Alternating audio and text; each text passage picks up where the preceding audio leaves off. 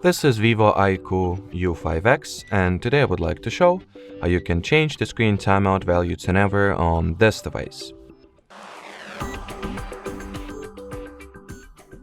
So to start, you will need to download and install the free third-party app called Caffeine, since by default, unfortunately, we're not able to set any values about 10 or 30 minutes, I think.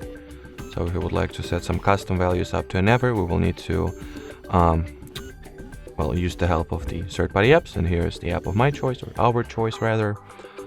So it's a very lightweight one, so its download and installation processes will not take a lot of time.